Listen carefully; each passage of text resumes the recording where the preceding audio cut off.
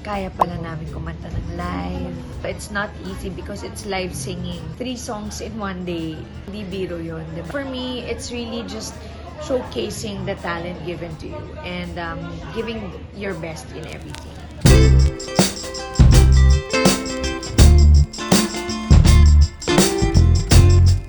Parang dito mapapakita po namin yung isang side pa namin as an artist na kaya pala namin kumanta ng live at kaya namin gawin yung challenge na binibigay sa amin, and of course to see the purpose of us giving our best in singing. Meron po kaming beneficiaries with a prize na mapapanood.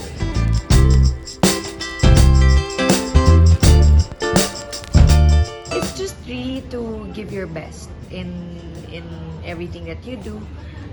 Especially it's not easy because it's live singing. So, nandun lahat yung combination ng nerves mo, ng nervyos, diba? At saka may kasamang may kasamang hingal, may kasamang lahat.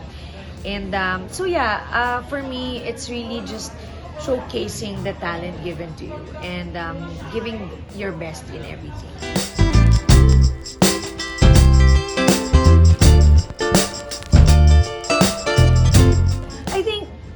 Grand Finals, 3 songs in one day.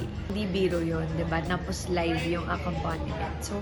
So far, this is the most challenging sa lahat ng nagawa ko. Most memorable would be my semifinals episode because my family was in the audience. And then yung sister ko, kasi yung beneficiary ko, is the place where my sister works. It's for an institution. It's for a rehab facility.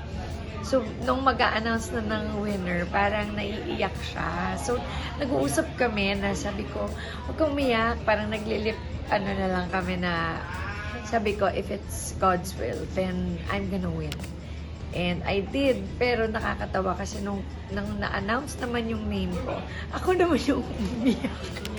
Naiyak talaga ako. And it was a beautiful moment for me and my sister because yun na nga, special sa kanya yung beneficiary because that's where she works, and it's a place of healing and rehabilitation na nagbabago talaga ng buhay ng tao. So she was so nervous for me na she really wanted me to win kasi alam namin pareho na maraming matutulungan pagka nanalo. Called it's Self-Enhancement for Life Foundation. It's a non-profitable organization that helps rehabilitate mga substance and behavioral cases. It's located in Batangas. It's very personal because like I shared in our previous episodes for Singaling, it was in 2016 when I put my sister there due to behavioral causes. But because she finished her program, she graduated, and she met yung husband niya ngayon doon sa facility na yon. Of course, not during the program. Parang they continued lang yung what they felt for each other outside, paglabas na nila, and then now they have a beautiful daughter.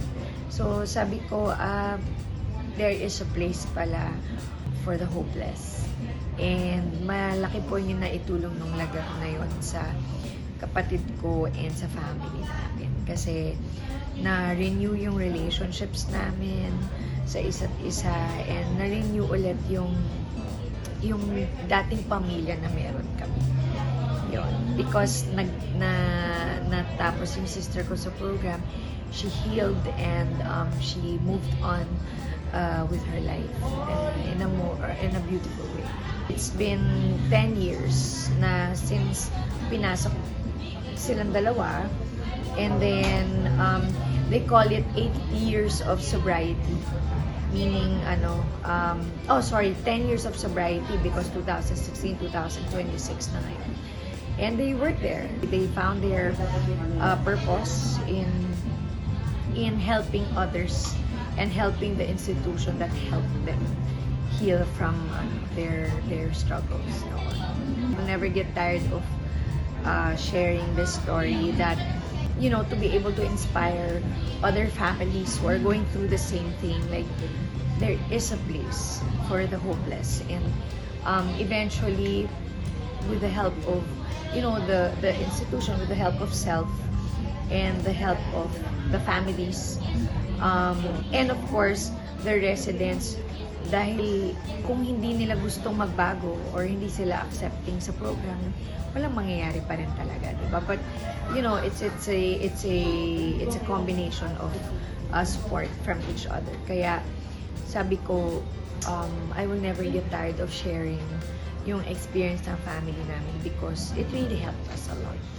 And it's about time that, you know, we speak about rehabilitation. Maraming taong nangangailangan ngayon ng help emotionally, mentally, or psychologically. So, maganda ang self na sa ginawa nga nila para sa pamilya.